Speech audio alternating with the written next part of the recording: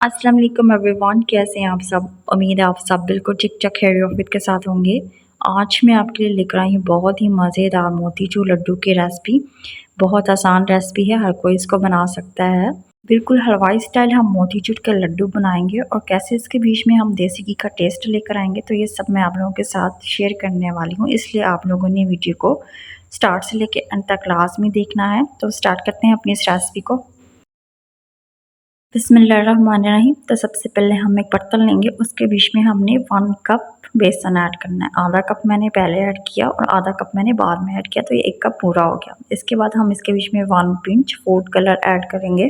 मैं food colour ज़्यादा इसके बीच में ऐड नहीं करी, क्योंकि मुझे बहुत ज़्यादा ऑरेंज कलर के लड्डू नहीं पसंद, मुझे कुछ येलो ही पसंद है, इसलिए मैंने थोड़ा ही फूड कलर इसके बीच में ऐड किया। आप चाहो तो ज़्यादा भी ऐड कर सकते हो। इसके बाद हम इसके बीच में पानी ऐड करेंगे और इसको अच्छे तरीके से मिक्स करेंगे।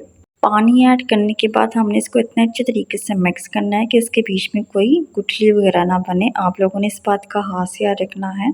और हमने जो इसकी थिकनेस बहुत ज़्यादा नहीं रखनी, हम इसको ना ज़्यादा थिक बनाएंगे और ना ही ज़्यादा हमने इसको पतला बनाना है, इसलिए मैंने थोड़ा सा पानी इसके बीच में मज़ीद ऐड किया था, क्योंकि मुझे इसकी जो थिकनेस है वो ज़्यादा लगे। तकरीबन 1.5 कप मैंने इसके बीच में पानी ऐड किया है। तो पानी हम थोड़ा थोड़ा करके ही ऐड करेंगे। एकदम से अगर आप सारा पानी ऐड करेंगे तो ये बहुत ही पतला बन जाएगा, इसलिए जब भी आपने बेसन बनाना है आपने थोड़ा थोड़ा पानी ही इसके बीच में ऐड करना है। पानी ऐड करने के बाद इसको मिक्स अच्छे तरीके से कर लेंगे। हमें इसकी थिकनेस इतनी ही चाहिए जितनी आपको नज़र आ रही है, क्योंकि हम इसके पकौड़े बनाएंगे। स्पून के साथ भी मैं आपको इसकी थिकनेस चेक करवा देती हूँ कि हमें इसकी बिल्कुल इतनी ही परफेक्ट थिकनेस चाहिए। इससे ज़्यादा पतला हमने इसको हरगिज़ भी नहीं बनाना, क्योंकि हमारे जो पकौड़े हैं वो फिर बिल्कुल भी सही नहीं बनेंगे। ठीक है जी।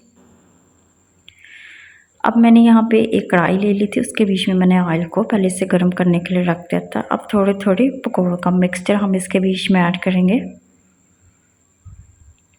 हम लोगों ने पकोड़े ना ही ज़्यादा बड़े बनाने हैं और ना ही बहुत छोटे, हम इसको नॉर्मल साइज़ के बनाएंगे। थोड़े थोड़े करके मैंने सारा पकौड़ों का मिक्सचर ऑयल के बीच में ऐड कर दिया था। तो पकौड़े तकरीबन एक साइड से पक चुके हैं। 2 से 3 मिनट या 1 मिनट तकरीबन इसको लगेगा पकने में। इसके बाद हम इसके साइड चेंज करेंगे। आप देख सकते हैं कि काफ़ी हद तक जो इसका कलर है वो चेंज हो गया है। सारे पकौड़ों की मैंने साइड चेंज कर ली थी। 1 मिनट तक हम इसको मज़ीद पकाएंगे, बाद में हम इन सारे पकौड़ों को एक एक करके निकाल लेंगे। सारी पकौड़ियाँ मैंने निकाल ली थी। अब हम इसको थोड़ी देर ठंडा होने के लिए रखेंगे। जब पकौड़ियाँ बिल्कुल ठंडी हो जाएंगी, फिर हम इसको तोड़ के मिक्सचर जार में ऐड करेंगे। सारी मैं अभी मिक्सचर जार में ऐड नहीं कर रही, हम इसको थोड़ी थोड़ी करके ग्राइंड करेंगे। आधी तकरीबन मैंने मिक्सचर जार के बीच में पकौड़ियाँ ऐड कर दी थी। तो हम इसको ग्राइंड कर लेंगे। तो आप देख सकते हैं कि इसको बहुत ज़्यादा ग्राइंड नहीं करना, आपने इसको थोड़ा सा दानेदार रहने देना है। आपका जो मिक्सचर है वो दानेदार अगर बनेगा, इससे आपके जो लड्डू हैं बेहद अच्छे बनेंगे। तो सारा मिक्सचर मैंने ग्राइंड कर लिया था। आप देख सकते हैं ये बहुत ज़्यादा मिक्स नहीं हुआ, मैंने इसको थोड़ा सा दानेदार रहने दिया।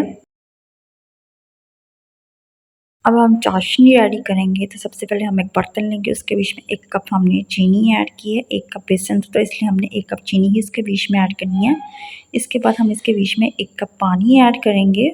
1 पिंच फूड कलर इसके बीच में ऐड करेंगे। फूड कलर ऐड करने के बाद इसको अच्छे तरीके से मिक्स करेंगे और 2 से 3 मिनट इसको हमने लगातार पकाना है, ताकि चीनी अच्छे तरीके से मेल्ट हो जाए। 2 से 3 मिनट अच्छे तरीके से पकाने के बाद चूल्हे की जो फ्लेम हम थोड़ा सा उसको हाई करेंगे। तो इसके बीच में अच्छे तरीके से उबाल आना शुरू हो गया। चाशनी बिल्कुल रेडी हो गया। आपने इसको बहुत ज़्यादा थिक भी नहीं बनाना और ना ही आपने इसको बहुत ज़्यादा पतला बनाना है। जब आपको इसकी थोड़ी सी थिकनेस फील हो तो आप समझिए कि चाशनी बिल्कुल रेडी हो गई है। अगर आप इसको बहुत ज़्यादा थिक बनाएंगे तो आपके जो लड्डू हैं वो बिल्कुल भी अच्छे नहीं बनेंगे। तो चूल्हे की फ्लेम को हम यहाँ पे बहुत ही हल्का कर देंगे। चूल्हे की फ्लेम को मैंने स्लो कर दिया था। अब हम इसके बीच में मिक्सचर ऐड करेंगे बेसन का। थोड़ा थोड़ा करके सारा बेसन हमने इसके बीच में ऐड कर दिया है।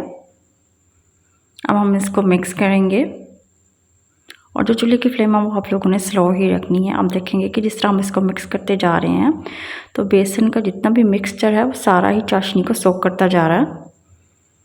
खुद बहुत सारा बेसन का मिक्सचर जो है वो ड्राई हो जाएगा। आप लोगों ने इसको 2 से 3 मिनट लगातार पकाना है। अगर आपने मिक्सचर को बहुत ज़्यादा ड्राई भी नहीं करना, हम इसको नॉर्मल रहने देंगे, ठीक है जी। 1 से 2 मिनट हम इसको मज़ीद पकाएंगे। अभी थोड़ा सा गीला है तो आप देखेंगे ये बिल्कुल ड्राई हो गया है और जितना ड्राई होगा वो आप लोग स्क्रीन पे देख सकते हैं। आप लोगों ने सिर्फ इतना ही ड्राई करना है, बहुत ज़्यादा आपने इसको ड्राई हरगिज़ नहीं करना। 1 से 2 मिनट मज़ीद मिक्स करने के बाद आप देख सकते हैं इसने पूरा चाशनी को सोक कर लिया है और ये ड्राई हो गया। हम लोग को सिर्फ इसकी इतनी ही ड्राइनेस चाहिए, इससे ज़्यादा हम ड्राई करेंगे तो लड्डू अच्छे नहीं बनेंगे। अब हम इसके बीच में तकरीबन 1 से 2 चम्मच देसी घी के ऐड करेंगे। देसी घी ऐड करने से लड्डू बहुत ही शानदार बनेंगे और आपके जो बच्चे जितने शौक़ से लड्डू खाएँगे, की सोच होगी और आप जिसके भी आगे बना के रखेंगे वो कहेंगे कि बाज़ार के लड्डुओं से भी ज़्यादा इसका जो टेस्ट है वो अच्छा है। देसी घी ऐड करने के बाद आधा मिनट तक हम इसको दोबारा से मिक्स करेंगे। इसके बाद हमने 1 पिंच इसके बीच में इलायची पाउडर ऐड करना है। इलायची पाउडर ऐड करने से जो इसका फ्लेवर है वो मज़ीद अच्छा आएगा और इसकी खुशबू भी बहुत ज़्यादा अच्छी आएगी। इलायची पाउडर ऐड करने के बाद दोबारा से इसको मिक्स करेंगे। लड्डुओं का मिक्सचर तकरीबन रेडी हो गया। अब हम इसके बीच में बादाम ऐड करेंगे, तो आप चाहो तो इसके बीच में कोई भी नट्स ऐड कर सकते हो। आप चाहो तो इसके बीच में मगज़ भी ऐड कर सकते हैं, पिस्ता भी ऐड कर सकते हैं, काजू भी ऐड कर सकते हैं। मैंने इसके बीच में बादाम ऐड किए थे। बादाम ऐड करने के बाद दोबारा से इसको मिक्स करेंगे। मिक्स करने के बाद फिर अब हम इसको थोड़ी देर ठंडा होने के लिए रखेंगे क्योंकि ये बहुत ज़्यादा गर्म है और इसके इतनी जल्दी लड्डू नहीं बनेंगे। और जब ये थोड़े से ठंडे हो जाएंगे फिर हमने लड्डुओं का थोड़ा सा मिक्सचर लेना है और उसको फिर हमने लड्डुओं की शेप दे देनी है, ठीक है जी। बहुत आसानी से ये लड्डू की शेप में आ जाएंगे। बहुत ही आसान सी और मज़ेदार सी रेसिपी, आप इसको लाजमी ट्राई करना और ख़ास तौर पर जिन लोगों को लड्डू पसंद है वो तो ये लाजमी ट्राई करें।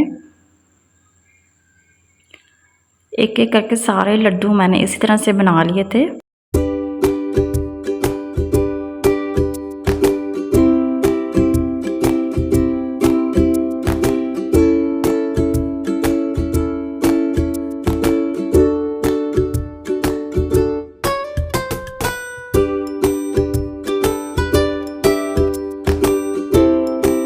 सारे लड्डू बिल्कुल रेडी हैं। लास्ट में मैंने इसके थोड़े से बादाम ऐड कर दिए थे जिससे इसकी जो लुक है वो बहुत ही अच्छी लग रही थी। अब आप चाहो तो इसको फ्रिज में रखो या आप इस तरह से इसको गरम गरम खा लो। दोनों ही सूरतों में बेहद मज़े के बनते हैं और परफेक्ट लड्डू बन के रेडी हुआ। आप एक दफ़ा इसको टेस्ट करोगे तो जो आपको इसका टेस्ट है वो बाज़ार के लड्डुओं से भी ज़्यादा मज़ेदार लगेगा। और बिल्कुल जो देसी घी के लड्डू बाज़ार से मिलते हैं बिल्कुल वैसे ही मोतीचूर के देसी घी के लड्डू आपको ये लगेंगे। तो अब आपके घर में कोई फेस्टिवल हो या आपने स्पेशल किसी के लिए बनाने हो या कहीं लेके जाने हो तो आपने इस रेसिपी को लाजमी ट्राई करना है। और आप चाहो तो चाय के साथ भी इस मिठाई को, इन लड्डुओं को आप सर्व कर सकते हैं अगर आपके घर में कोई मेहमान आ जाए तो। यकीनन आपको आज की मेरी आसान सी रेसिपी अच्छी लगी होगी। अगर आपको आज की मेरी ये रेसिपी अच्छी लगी है तो मेरे चैनल को सब्सक्राइब और मेरी वीडियो को लाजमी लाइक करें। और नेक्स्ट इससे भी किसी अच्छी और आसान सी रेसिपी तक के लिए अल्लाह हाफिज़ और अपना बहुत ज़्यादा ख्याल रखिएगा और दुआओं में लाजमी याद रखिएगा।